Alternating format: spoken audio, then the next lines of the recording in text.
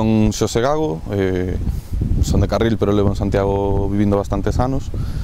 E, bueno, interesoume colaborar neste proxecto a través da empresa que temos, de Culturing, para levar o tema de visitas e tal, porque, bueno, penso que igual que está o proxecto moi difundido pola rede e tal, tamén hai que ter unha difusión no propio xacemento, non? Invitar a xente a que veña, darlle unha visita que se sinta cómoda e, vamos, eu creo que é parte fundamental tamén do proxecto, non? Nese sentido.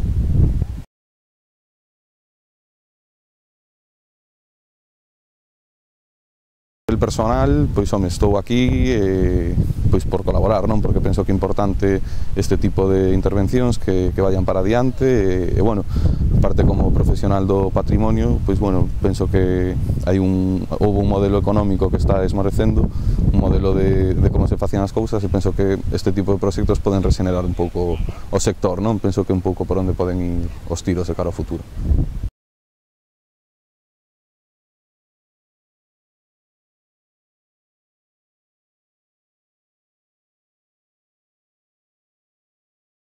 Penso que é fundamental, quero dicir, de nada sirve que nos estiveramos aquí facendo esta intervención se, vamos, o conxunto da sociedade galega non repercute nela